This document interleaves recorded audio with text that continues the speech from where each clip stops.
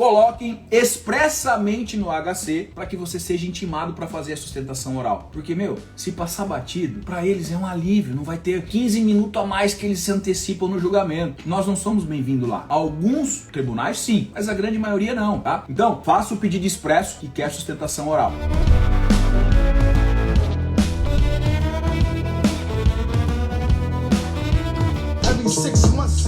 Boa noite, Brasil! Boa noite, Live Show! Exatamente 1 hora atrasado da Live Show, mas como eu tenho um compromisso com você, eu não poderia finalizar essa noite sem voltar aqui e responder todas as perguntas que me mandaram aí no decorrer do dia.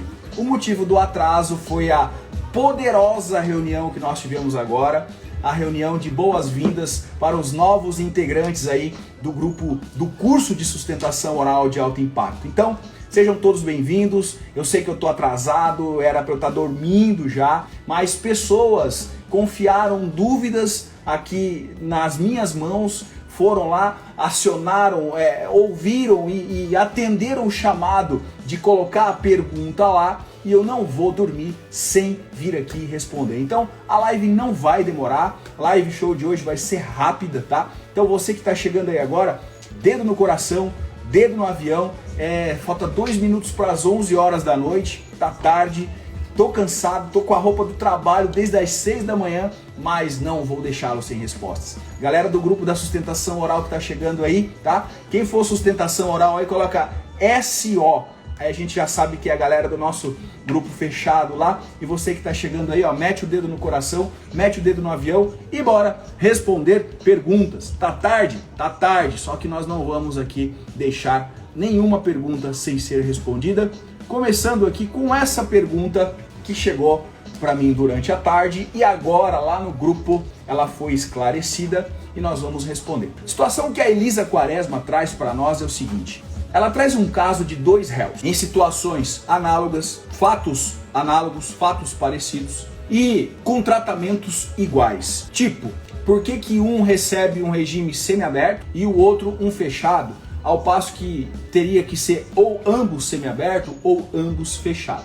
Elisa, quando isso acontecer, o que você vai analisar? Se forem réus do mesmo processo e acontecer esse tratamento diverso, você tem um mecanismo, um instituto lá no Código de Processo Penal, previsto no artigo 580. Escreve aí a galera que está chegando aí, artigo 580, que é o direito de extensão aos benefícios de um ou de outro.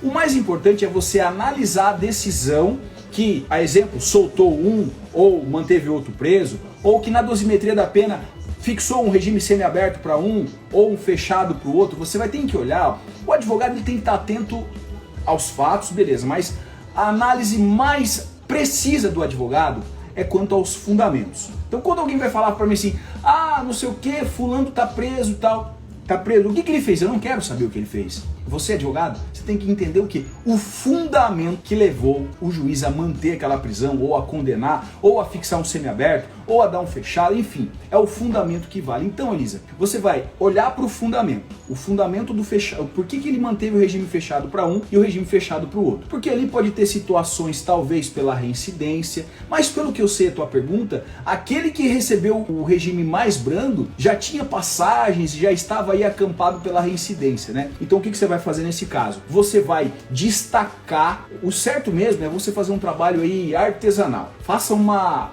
coluna, traga o fundamento do juiz para o réu X e o fundamento do juiz para o réu Y. E aí você vai levar isso para o tribunal. Réu X, traga os crimes que ele já respondeu, ou se é primário, enfim, e diga assim para os desembargadores, olha, não está sendo contemplado aqui a isonomia, a igualdade, e além disso, foi violado a regra prevista lá no artigo 580, que é o direito à extensão, cuja fundamentação aqui não pode prosperar. Acredito que nesse caso vai depender se é em sede de execução de pena, você vai fazer o agravo. Quando você faz o agravo, eu ensino você também que você pode fazer o agravo e pescar o agravo com habeas corpus. Porque veja, num caso teve um regime mais brando, no outro ele manteve preso. Então faz sentido você também fazer um habeas corpus, desde que lá no habeas corpus e na sua sustentação oral que você vai fazer, que a gente está aprendendo lá no nosso curso, você vai falar, caso vossas excelências estejam se perguntando, tá, mas isso é atacado por agravo, eu já trago a colação dos senhores que o agravo já foi feito. No entanto, demora, e nós estamos aqui num caso de constrangimento ilegal, e quando se fala em constrangimento ilegal não pode se demorar, tem que ser aqui apreciado em sede de habeas corpus. Fez sentido? Se fez sentido, escreve aí, fez sentido, porque foi uma pergunta muito inteligente, muito poderosa, que eu faço questão de respondê-la. O Vinícius pergunta assim, ó, no júri, a seleção dos 7 jurados ocorre no mesmo dia do plenário ou são audiências separadas? Vinícius, a parada é a seguinte, filho, são momentos distintos. Primeiro, a seleção do hall de jurados, o banco de nomes, tá? O banco de nomes que o judiciário tem para quando precisar aí de jurados. E existem várias formas. Eles podem pegar pelo cadastro do CPF, pelo título de eleitor, existem o jurado voluntário, tá? Existem o jurado voluntário que vai lá previamente no fórum e se inscreve. A parada é a seguinte, antecipadamente existe um banco de nomes de pessoas que estão dispostas a servir como jurado. Quando o processo começa a andar, dependendo da situação, vou contar aqui a forma mais convencional. Tá rolando aqui um processo, né? Tá rolando um processo. Previamente vai ter a data, tá? Dentro ali da sistemática do código do CPP, no procedimento do júri, tem uma data que é a data dos sorteios dos jurados. E é lá dentro, e geralmente o advogado, quando o advogado não está presente, o juiz chama ali um defensor público ou um dativo só para acompanhar. É o momento que os caras enfiam a mão na urna e tiram ali 25 nomes. 25 nomes. Não é no dia do júri, é durante o procedimento processual. E esses nomes vão para o processo. Quem foram os 25 jurados escolhidos, mais os suplentes, tá? Porque no dia de instalar a sessão, no dia do júri, tem que ter um quórum mínimo de pessoas. Salvo engano aqui, 15 pessoas precisam estar presentes. Para quê? Caso haja recusa do MP 3 mais da acusação, sobre pelo menos aí 7 para poder compor o conselho de sentença. Então, respondendo a sua pergunta aí, Vini, os 7 são escolhidos, sorteados ali no dia do júri. Os 25 são dias prévios, dias anteriores que antecederam aí o deslinde do processo. O banco, isso acontece aleatoriamente, conforme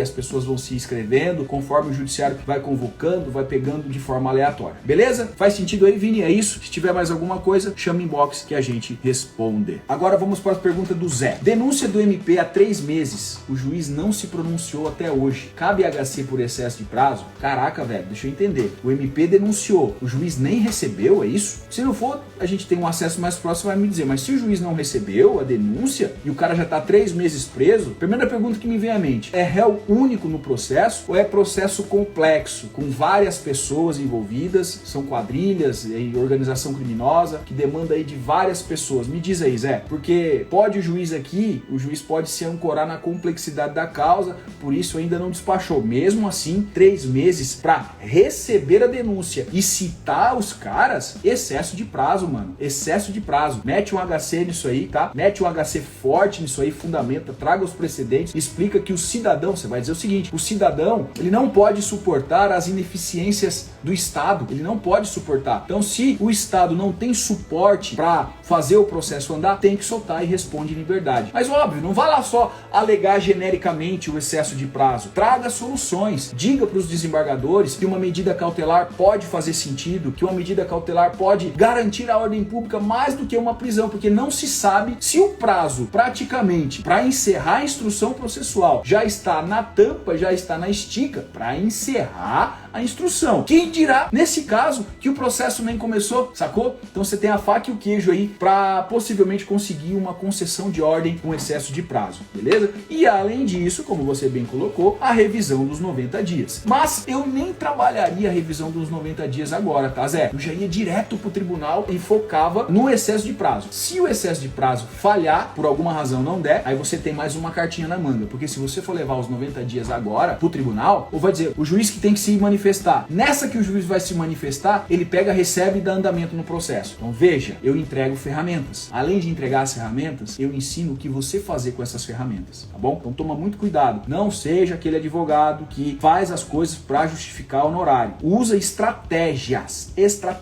Tenha perspicácia. Se eu tenho duas teses e uma anula a outra, eu vou usar uma, excluindo a outra, para depois eu ter a outra para usar, entendeu? Zé, é isso, meu querido? Fez sentido? Vamos responder as demais. Julgam HC TRF sem sustentação oral só por memoriais. Já viu isso? Já. E pior, já vi os tribunais pedindo para o advogado gravar vídeos, né? Deixa eu contar uma historinha para vocês aqui agora que aconteceu comigo esses dias. Eu tava numa audiência agora, esses dias, e a pena que eu não tava gravando o negócio. Audiência tensa, audiência de promotor assim que, meu Deus, sabe aquelas audiências que você tem que estar com a guarda levantada, você não pode afrouxar, você não pode bobear, qualquer coisinha tá figurinha de advogado com promotor, aquelas audiências pesadas em que a relação, que os ânimos dos envolvidos do processo não estão legais. Não pro pessoal, fato delicado, estupro de vulnerável, né, acusação de estupro de vulnerável, promotor já com a convicção formada, daí vai escutando. Acharam que ia chegar lá e iam pegar uma defesa passiva, uma defesa que sem perguntas excelência, toca e vai. Nessa que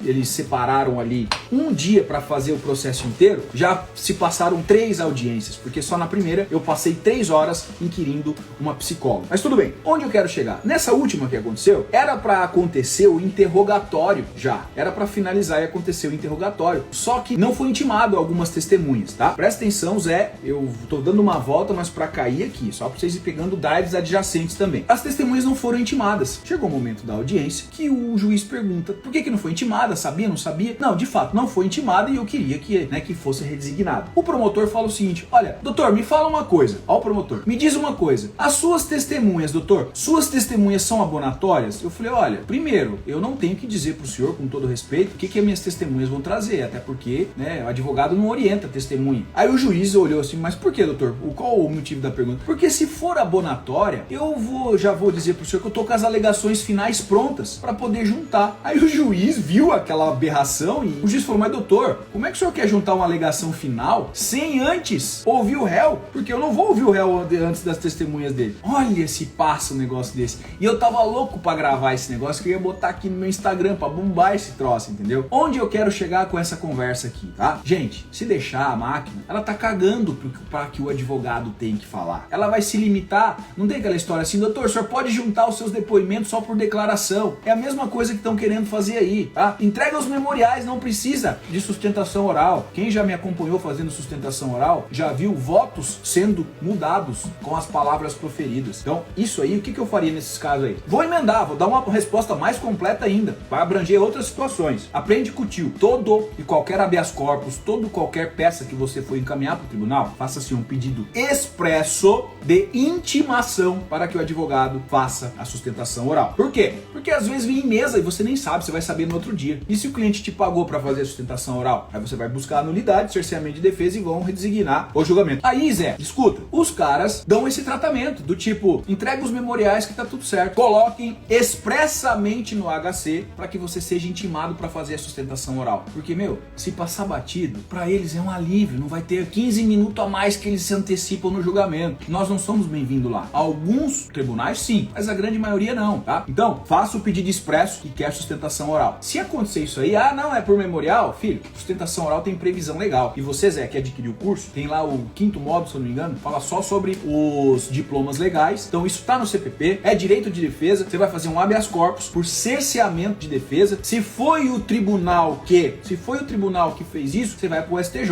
Vai pro STJ com o HC pedindo liminar por cerceamento de defesa que o tribunal cerceou a palavra do advogado, tá? E você vai conseguir, tá? Você vai conseguir. Só memoriais não dá. Sem sustentação, não. Se você quer sustentar, se o caso cabe sustentação oral, se você se inscreveu no prazo, se cumpriu os requisitos do regimento, se você não sustentou, cerceamento de defesa, meu irmão. Liminar em HC negada no TRF. Liminar do HC negada no STJ. Aí vem a pergunta, Zé. Aquele caso igual o meu, foi negada a liminar porque não ultrapassou a súmula? Ou simplesmente negaram a liminar e mandou para a procuradoria? Porque se negam a liminar no STJ, de decisão liminar do TJ, negam a liminar no STJ e mandam para a procuradoria, eu entendo que superou a súmula. Eu entendo que superou a súmula, tacitamente. E aí, se foi negada a liminar no STJ e você precisa da liberdade, tem matéria para isso. Se o o STJ, quando negou a liminar, não enfrentou e o assunto comporta matéria liminar, os requisitos da liminar, ou o risco de prejuízo, risco irreparável, fumo boniuris, aquela parada toda que são os requisitos de uma liminar, aí você, sim, eu fiz isso no final do ano, TJ nega a liminar, o STJ nega a liminar e manda para a procuradoria, e eu entendo que a súmula 691 foi superada,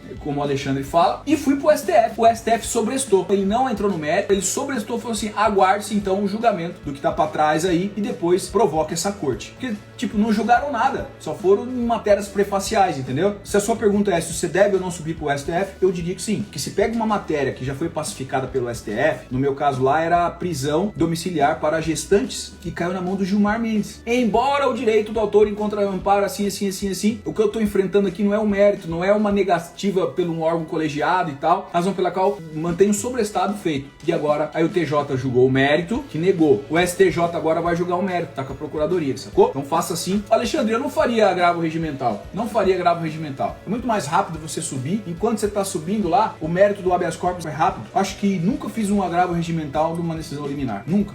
Porque se a matéria é de ordem pública, a próxima instância vai e responde com muito mais velocidade. Beleza? É pacificado pelo STJ e não deram a liminar. Então é STF na cabeça. STF na cabeça. Réu preso no semiaberto está tendo o benefício de saidinha de 3 em 3 meses? Presta atenção, ó. Depende o crime. Vocês que me assistem aí, para com esse negócio de saidinha e tal. É saída temporária. Saída de 7 dias. Beleza? Se o cara tá no semiaberto, presta atenção que isso aqui é drive novo. A condenação foi no semiaberto. O crime dele é crime cuja progressão acontece na fração de 1/6. O que vai acontecer? Esse cara vai ter direito à saída temporária? Pergunto. Difícil, né? Por quê? Para ele cumprir 1/6 desse semiaberto, para ele ter direito à saída temporária, ele já iria pro aberto, sacou? Aconteceu aqui, pertinho, numa cidade chamada Rio do Sul. Eu refiz o requerimento das saídas temporárias, porque ele tem direito à saída temporária, ele foi condenado no semiaberto, embora ele não tenha cumprido 1/6, o requisito objetivo da saída temporária, porque o cumprimento do requisito objetivo da saída temporária tornar-se-ia inviável a concessão da saída temporária. Vocês estão entendendo, né? Porque se ele for cumprir 1/6, ele não vai tirar a saída temporária, ele já vai pro aberto. O juiz deu, o juiz entendeu que deu. Se ele ficou então 45 dias preso, o juiz soltou. O Ministério Público recorreu. Se o cumprimento é 16%, para ele ter direito à saída temporária, nesse caso que eu atuei, ele ficou 45 dias preso e o juiz concedeu. O Ministério Público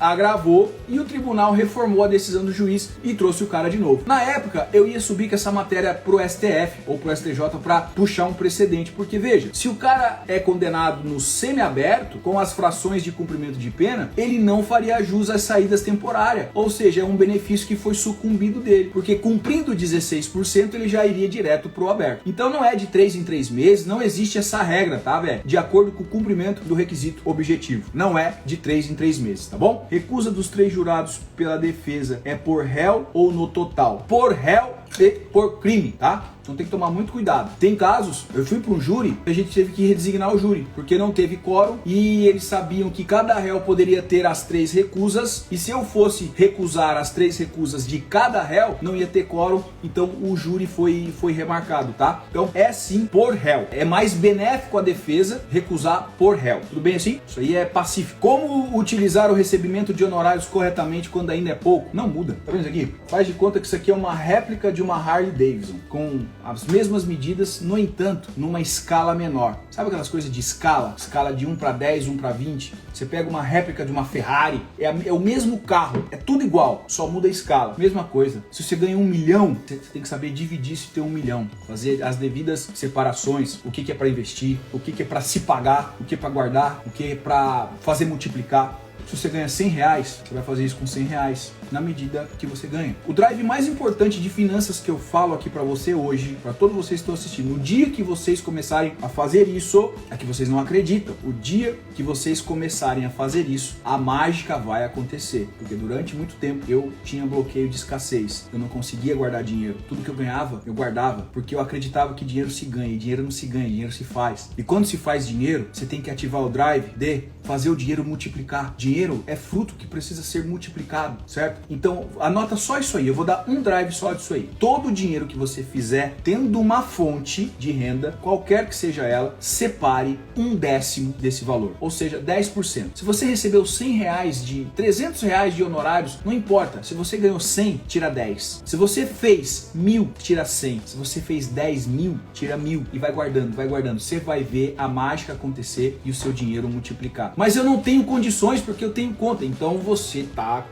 mal educado financeiramente. Se você tem mais conta do que você ganha, você já vai ter que trabalhar isso aí também. E existe a regra do 10, 70, 20, que eu vou ensinar na maratona das lives sobre finanças, tá? 10 é pra você, 70 é pra você viver, pra você comer, pra você passear, pra você viver. E lógico, e pagar por isso, né? E 20, se você tem dívida, o que você vai fazer com esses 20%? Você vai reunir todos os seus credores, não fica devendo nada pra ninguém, tá? Quando você passa pros seus credores, encara eles e fala assim, eu vou te pagar, eu posso pagar 20% do que eu ganho, eu vou separar pra pagar os meus credores. Divide entre eles e começa a pagar seus credores. Faça um plano, porque é muito chato isso, cara, você dever para as pessoas e ter que cortar caminho delas. Você não tem hombridade, você não tem daí moral, você não tem energia para, por exemplo, sair na rua, falar alguma coisa, se expor. O seu credor vai te ver andando na rua, vai te ver no Instagram e fala, pô, tá me devendo, mas tá lá andando de roupa. Chama o cara e fala, olha, eu te devo tanto, eu vou fazer o seguinte, eu vou pagar assim. Pode ser para você? É o que eu posso. Se não pode, é outra história. Sabe aquela energia quando você compra uma bolsa? Sabe aquela euforia quando você compra um carro novo? Sabe aquela empolgação que você compra algo? Quando você for pagá-lo, pague com a mesma energia. A hora que você for pagar o boleto, você fala, putz, agora tem o boleto e tal. Você vai entrar no ciclo da escassez, não vai dar certo.